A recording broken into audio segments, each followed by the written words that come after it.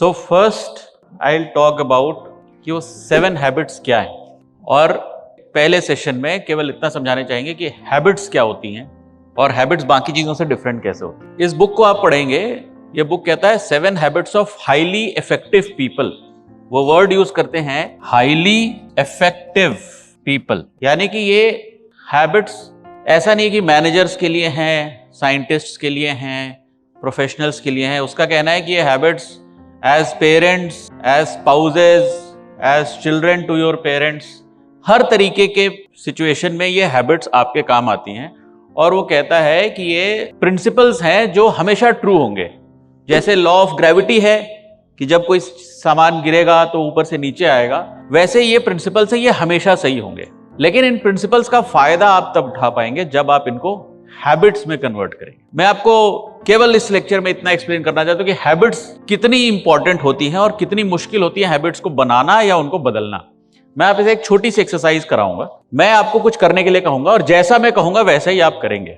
आप बिल्कुल इससे नहीं जज होंगे कि आपकी पुरानी हैबिट्स क्या है, ठीक है। मैं आपको अपना एक हाथ ऊपर करने के लिए कहूंगा, और जब मैं आपको कहूंगा राइट तब अपना लेफ्ट हैंड ऊपर करेंगे, और जब मैं आपको कहूंगा लेफ्ट तो अपना राइट हैंड ऊपर करेंगे, ठीक है।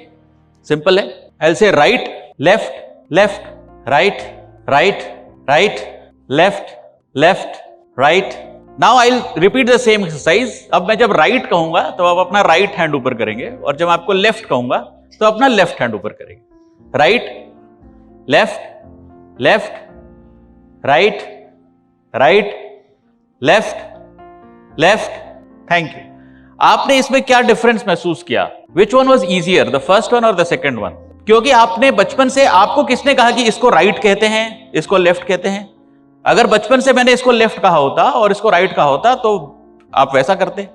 आपकी हैबिट में इतना है कि इसके लिए अब आपने महसूस किया होगा कि जब आपकी हैबिट में है तो राइट हैंड ऊपर करने के लिए आप एक कमांड नहीं देते कि मुझे राइट हैंड ऊपर करने कहा है, अब राइट हैंड ऊपर करो, नहीं। लेकिन जब मैंने आपको कहा कि मैं जब राइट कहूंगा तब आप लेफ्ट ऊपर करना, तब हर बार जो है आप अपने ब्रेन को 2 कमांड दे रहे हो। उन्होंने राइट कहा है लेकिन राइट कहने पे लेफ्ट उठाना है, लेफ्ट वाला हैंड ये है तो इसलिए उठाओ। And that is why you are always taking some time. जो जल्दी कर रहे हैं उनसे गलती हो जा रही है, फिर वो टाइम। तो something that is not part of your habit, you are going to take time to process it, and it is probable कि आपसे हर बार वो सही नहीं होगा। बट अगर वो चीज आप बार बार करते रहते हैं तो वो आपकी हैबिट बन जाती है, and it doesn't require any processing. Basically आपको मैंने कमांड दिया तो आपको उसको मेंटली प्रोसेस करने की जरूरत नहीं, वो आपकी हैबिट में है, हो जाएगा। एक एग्जांपल और देता हूं। आप में से कई लोग कंप्यूटर पे टाइपिंग करते होंगे। कितने लोग हैं जो कंप्यूटर पे टाइप करते समय कीबोर्ड भी देखते हैं और स्क्रीन भी देखते हैं? कितने लोग ऐसे हैं जिनको कंप्यूटर टाइप करते समय कीबोर्ड देखने की जरूरत नहीं पड़ती? ये वो लोग हैं जिनको हैबिट हो गई है, उनको पता है कि यहाँ पे मैं भी जब टाइप करता हूं तो मुझे कीबोर्ड देखने की जरूरत नहीं पड़ती, मैं ऐसे टाइप कर सकता हूं। इसलिए कि वो कहां पे है, वो हैबिट वो मेरे दिमाग में नहीं है, मेरे आंखों में नहीं, वो मेरे फिंगर्स को पता है कि ये थंब के पास स्पेस बार है, ये इस वाली फिंगर के पास एंटर है, यहां पर ए है, यहां पर एच है। ये इनको हैबिट हो जाती है। आप लोगों को, बहुत लोगों को आदत होगी खाना खाते खाते फोन पे बात करने की। जब फोन आ जाता है, हम खाना खा रहे होते हैं और फिर भी लगातार फोन पे बात करते हैं, हमारा फोकस भी था खाते समय, फिर भी हमारा पूरा ध्यान फोन पे रहता है, फिर भी हम रोटी तोड़ते हैं और उसको सब्जी में डुबाते हैं और मुंह में चला जाता है। We don't have to tell this to ourselves because this part of the body is used to do this. If you want to benefit from these habits you will have to practise it so many number of times कि आपकी habit बन जाए। दिक्कत क्या है, अगर मैं आपको आज से कहूं कि अब आप ये हैबिट बना लो कि जब भी मैं आपको राइट कहूं तो आप लेफ्ट हैंड ऊपर करो, तो आपको क्या लगता है कितने साल लगेंगे इसको करने में? कितने समय में आप ये बदल पाओगे? कुछ महीनों में, कुछ हफ्तों में सिखा लोगे अपने आप को कि जितनी बार कोई राइट कहेगा उतनी बार लेफ्ट हैंड कहना है। आपको कितने साल हो गए लेफ्ट कहने पे ये हाथ उठाते हुए? जितनी भी आपकी उम्र है उतने साल हो गए। उतने सालों की जो लर्निंग आपके अंदर है, आपको उसको अनलर्न करना पड़ेगा, उसको छोड़ना पड़ेगा, तभी आप कोई नई चीज सीख पाओगे। ये जो हैबिट्स हैं, इनको अगर आपको सीखना है तो जो आपकी कुछ, मैं कहूंगा जो बैड हैबिट्स आपकी बन गई हैं, आपको उनको छोड़ना भी पड़ेगा। You will have to let go. आपको अपने आप को एक ब्लैंक स्लेट बनाना पड़ेगा, तभी आप उन हैबिट्स को इम्बाइब कर पाओगे। अदरवाइज आपकी जो बचपन से पुरानी जो आदतें हैं वही आपको उन हैबिट्स की तरफ ले जाएंगी। मैं उन 7 हैबिट्स की लिस्ट आपको बताता हूं. I don't think I need to write them down here. पहली हैबिट है be proactive. I'll write if it helps everyone. पहली हैबिट है बी प्रोएक्टिव. दूसरी हैबिट है begin with the end in mind. तीसरी हैबिट है पुट फर्स्ट थिंग्स फर्स्ट. कोई help कर सकता है? चौथी हैबिट क्या है? Think win win. पांचवी, छठी, सातवीं. मैं हर बार पांचवी और छठी में कंफ्यूज हो जाता हूं, कौन सी पांचवी कौन सी छठी. छठवीं सिनर्जी है. पांचवी seek first to understand then to be understood. जो पहली 3 हैबिट्स हैं ये आपकी प्राइवेट विक्ट्रीज के लिए, यानी कि दूसरों की जय से पहले खुद की जय करें. तो ये खुद को जीतने के लिए ये 3 हैबिट्स हैं. जब आप ये 3 हैबिट्स कर पाएंगे तभी आप इन बाकी की हैबिट्स के लायक बन पाएंगे. तो पहले आपको खुद को जीतना है. ये जो चौथी, पांचवी और छठी हैबिट्स हैं ये आपकी पब्लिक विक्ट्री के लिए हैं. और जो 7वीं हैबिट है ये कहती है कि इन सारे हैबिट्स को आपको बार बार शार्पन द सॉ, मतलब जैसे कहते हैं ना चाकू की धार तेज करते रहनी चाहिए. आप देखेंगे बहुत सिंपल इंग्लिश है. मैं पहले सेशन में केवल 2-2 सेंटेंसेस में इन हैबिट्स को एक्सप्लेन करता हूं. प्राइवेट विक्ट्री और पब्लिक विक्ट्री का क्या मतलब है? हम लोग के जीवन के 2 हिस्से हैं, हम सभी के लाइफ के. एक जो हमारा अपना प्राइवेट हिस्सा है और एक जो हम दूसरों के साथ बिताते हैं. फॉर एग्जाम्पल, आप अपने घर में किसी के फादर हैं, किसी के ब्रदर हैं, किसी के बेटे हैं, किसी के दोस्त हैं. ऑफिस में आप किसी के बॉस हैं, किसी के सबऑर्डिनेट हैं, किसी के कलीग हैं. और हर उस रिलेशन में आपका बिहेवियर अलग हो जाता है. आप घर में एज अ हस्बैंड जिस तरह से अपनी वाइफ से बात करते हैं, क्या आप ऑफिस में आकर अपने कलीग से भी उसी तरीके से बात करते हैं? क्या आप घर में जिस तरह से अपने फादर को ट्रीट करते हैं, क्या ऑफिस में भी अपने बॉस को उसी तरह से ट्रीट करते हैं? क्या घर में आप अपने बच्चे को जैसे ट्रीट करते हैं, क्या ऑफिस में भी अपने सबऑर्डिनेट को वैसे ही ट्रीट करते हैं? नहीं, आप प्लेस के हिसाब से, सिचुएशन के हिसाब से आप अपना बिहेवियर चेंज करते हैं. ये सब में आपका कोई ना कोई पब्लिक लाइफ है. घर को भी मैं, फैमिली को भी मैं एक पब्लिक लाइफ कह रहा हूं. उसमें भी आप हर समय रोल प्ले करते हो. आप जिस तरीके से अपनी बेटी से बात करते हो, क्या उसी तरीके से अपनी वाइफ से बात करते हो? या जिस तरीके से अपनी वाइफ से बात करते हो, क्या उसी तरह से अपनी मदर से बात करते हो? आप अपनी मदर और वाइफ से पूछ के देखना, हो कहते बिल्कुल नहीं. वाइफ को लगता है कि हमेशा मदर की सारी बात सुनते हो और मदर को लगता है वाइफ की सारी बात सुनते हो. और सेम गोज फॉर वुमेन. क्या जिस टोन में वो अपने भाई से बात करती है, क्या उसी टोन में अपने पति से बात करती है? क्या जिस टोन में अपनी बहन से बात करती है उसी टोन में अपने पति के बहन से बात करती है? तो हमारा इंटरेक्शन बहुत वेरी कर जाता है कि वो हमसे किस तरह का रिलेशनशिप ऑफिस में या घर में शेयर कर रहा है. वो सारा कुछ जो है वो पब्लिक विक्ट्री की बात है. लेकिन वहां तक पहुंचने से पहले जरूरी है कि हम प्राइवेट विक्ट्री करें. और मैं जानबूझ के आपको फैमिली के एग्जांपल दे रहा हूं ताकि आपको नहीं लगे कि केवल ये जो सारे फंडे केवल ऑफिस में काम आते हैं, घर आते हैं तो फिर मैं वैसा ही बदमाश हो जाऊंगा जैसा मैं हूं. घर में तो मैं जाऊंगा और जूता उठा के फेंक दूंगा, कोई उठा के मेरा साइड में रख दे. These habits are equally important at home and in office. Be proactive. What is proactive? Proactive मतलब एक इसका जस्ट अपोजिट, इस वर्ड को समझने के लिए आसान है. इसका अपोजिट वर्ड है रिएक्टिव. हम प्रतिक्रिया करते हैं. प्रतिक्रिया करने की जगह किसी चीज के होने से पहले हम एक्ट करें. हम प्रीएम्प्ट करें कि कोई चीज क्या हो सकती है और उसके पहले एक्ट करें. इसके बहुत तरह के उदाहरण हैं. Prevention is better than cure, है ना, कि अगर आप बीमार होने से पहले ध्यान रख लेंगे तो आप बीमार नहीं पड़ेंगे. आप जितना खर्चा अच्छे खाने में करेंगे उतना कम खर्चा आप दवाइयों पे करेंगे. इसके और भी कहावतें हैं कि आग लगने पर अगर यदि कुआं खोदोगे तो आग नहीं बुझा पाओगे. तो कुआं खोद के पानी का स्टोरेज आपको अपनी बिल्डिंग के उसमें बात करें तो हमको फायर सेफ्टी का इंतजाम बिल्डिंग बनाने के दौरान ही करना पड़ता है, उस समय नहीं जब आग लगेगी. और 90% ऑफ द बिल्डिंग्स में आग नहीं लगती, फिर भी आप प्रोएक्टिव होकर फायर सेफ्टी का इंतजाम करते हो, क्योंकि उस 1% में जिसमें आग लग जाती है फिर उसके बाद आपको समय नहीं देती. Being proactive means broadly that, I'll stop at this. Begin with the end in mind.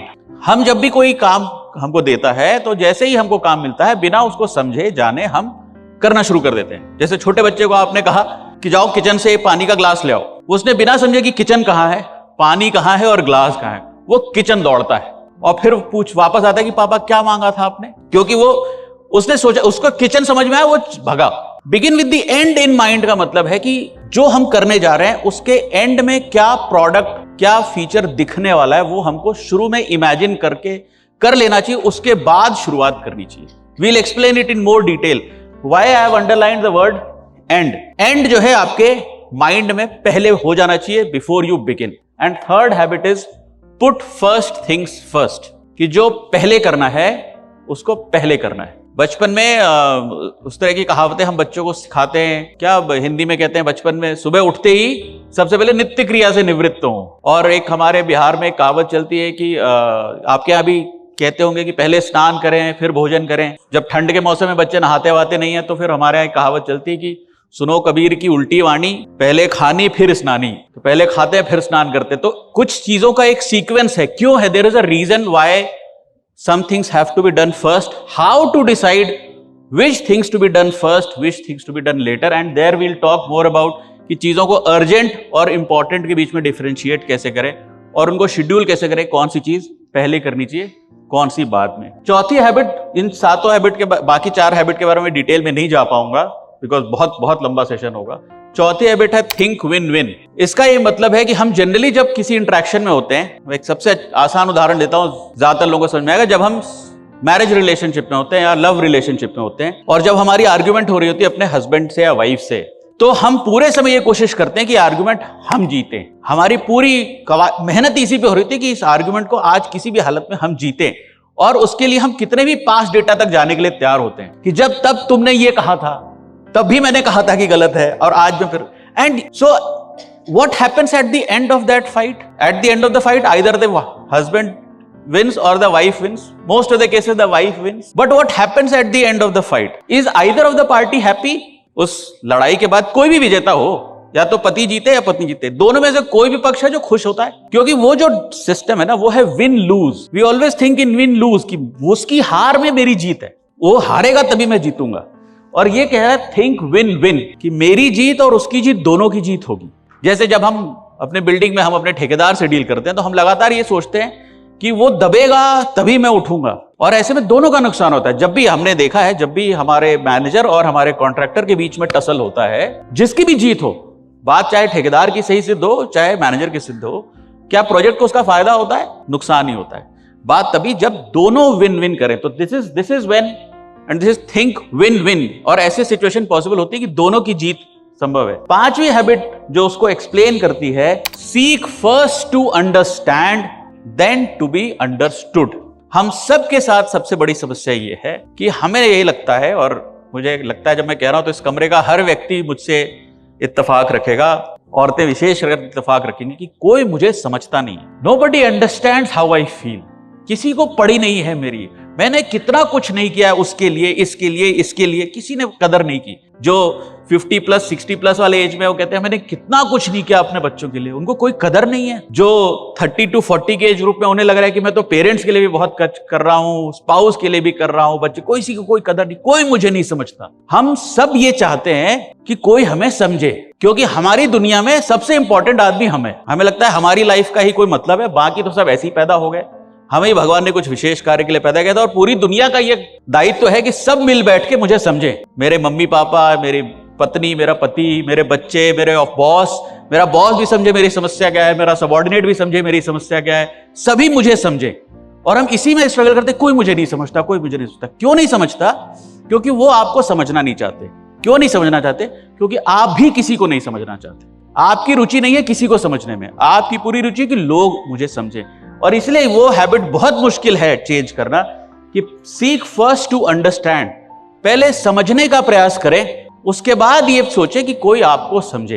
And this applies to various situations. For example, किसी की नई जगह पे पोस्टिंग होती है, कोई कहीं पे मैनेजर बन के जाता है और जाते ही पहले दिन 10 कमियां निकालता है। क्या किया तुमने? ऐसे थोड़ी होता है काम, तुम क्या जानते हो? और बिना वो समझे कि आप आज आए हो, उसके पहले भी तो कोई रहा होगा, उसने भी तो कुछ किया होगा, तो बात यहां तक पहुंची होगी। आप आते क्यों, आप ऐसा क्यों करते हो? क्योंकि आप पहले दिन अपनी अथॉरिटी सिद्ध करना चाहते हो कि मैं आ गया हूं, अब मुझसे पहले जो एमडी था क्या कर रहा था यार, वो कैसे चला रहा था, ऐसे चलाते कोई, अब मैं बताता हूं कैसे चलाते। मुझसे पहले जो इंजीनियर था पता नहीं क्या कर रहा था, ऐसे थोड़ी, अब मैं बताता हूं कैसे करते हैं। अरे मुझसे पहले कितने आए, वो कौन सा गीत है अमिताभ बच्चन का, हाँ, कितने आए आके चले गए। तो आप you try to understand what your previous predecessor has tried to do, what the other person is trying to do. First understand. When you understand, then you realize कि कितनी difficulty होती है सामने वाले को समझने में. It is very difficult. तो आपको समझाएं कि आपको भी कोई और समझे, ये उसके लिए कितना difficult है. That is when you understand. And sixth habit is synergy, जो इन्हीं दो से आती है, थिंक विन विन से और सीकिंग फर्स्ट टू अंडरस्टैंड से। जो सिनर्जी की बात हम करते हैं कि सारे एलिमेंट्स जो एक टीम के हैं वो सब एक गोल की तरफ बढ़ते हैं। मैं जैसे अगर अपनी इस कंपनी का एग्जांपल दूं, अगर मैं एज एन एमडी चाहता हूं कि हमारी कंपनी मध्य प्रदेश की सबसे अच्छी कंपनी बने और मेरे अलावा कोई नहीं चाहता, तो क्या ये कर सकते हैं? और चलो मैं चाह लेता हूं और मेरे ईएनसी चाह लेते हैं कि हम दोनों चाह लेते हैं, लेकिन उसके अलावा कोई नहीं चाहता, तो क्या हम कर सकते हैं? जब तक कि एक एक मैनेजर और हर एक व्यक्ति नहीं चाहता तब तक नहीं हो सकता। मैं एक बड़ा अच्छा उदाहरण है, जब यूएस ने सबसे पहले चांद पे उपग्रह भेजने का प्रयास किया और कई बार फेल हुए अपोलो के मिशन में, और जब फाइनली सक्सीड हुए तो जॉन एफ कैनेडी नासा में आए, वहां एक जैनिटर से मिले, जो सफाई कर्मी से मिले, और उससे पूछा तुम क्या करते हो यहां? बोले मैं I help people send to moon. तो उस जैनिटर को भी लगता है कि मैं जो यहां हूं, मैं सबको चांद पे भेजने में मदद करता हूं। From the janitor to the head of the NASA, everybody wanted humans to reach moon. सब चाहते थे, इसलिए वो चांद पे पहुंचे। अगर किसी एक साइंटिस्ट के चाहने से नहीं होता कि मेरे को क्या लेना है, मेरा क्या काम है। तो ऑर्गेनाइजेशन का छोटे से छोटा, बड़े से बड़ा, जब सबका गोल कलेक्टिव होता है तब वो सिनर्जी आती है। जैसे कि घर परिवार में, और मैं बार बार ऑर्गेनाइजेशन से आपको फैमिली में इसलिए लेकर आ रहा हूं समझाने के लिए कि ये प्रिंसिपल्स केवल वर्क लाइफ के लिए नहीं, हमारी हर लाइफ के लिए। फैमिली में जब पूरी फैमिली एक डायरेक्शन में सोच रही होती है तो सबका भला होता है। जिस फैमिली में फादर, ज्यादातर हमारे मिडिल क्लास फैमिली में फादर, मदर, भाई बहन सभी लगे होते हैं कि यार ये बच्चा पढ़ जाए, इसका एग्जाम है 10th की बोर्ड का, तो हम टीवी नहीं चलाते, हम घर में शोर नहीं करेंगे, इसको कुछ कहीं फंस जाए तो इसकी मदद कर देंगे, कोई क्वेश्चन नहीं आए तो हेल्प कर देंगे। आप देखते हो कि ज्यादातर मिडिल क्लास फैमिली में बच्चे की 10वीं 12वीं का बोर्ड होता है तो पूरे घर की बोर्ड परीक्षा चल रही होती है, उसकी मम्मी की भी, उसके पापा की भी, उसके बड़े भैया की भी जो 2-3 साल पहले बोर्ड दे चुका है, छोटे बच्चे की भी कि शोर नहीं करना, भैया का बोर्ड है। तो जब वो पूरी फैमिली लगती है तो तब वो सिनर्जी क्रिएट होती है। That child gets the moral support that everybody is with me. That is the 6th habit. And the 7th is that all these habits require continuous sharpening. आप नहीं प्रैक्टिस करोगे तो ये हैबिट्स आपकी खत्म हो जाएंगी, इसको बार बार आपको शार्पन करना पड़ेगा। तो ये मैंने केवल 7 हैबिट्स के बारे में आपको ब्रीफ बताया, और उसके बाद हम फर्स्ट हैबिट से शुरू करेंगे। उसके पहले मैं हैबिट्स के बारे में एक और छोटा सेशन लूंगा और फिर हम अगली हैबिट पे शुरू करेंगे। ठीक है?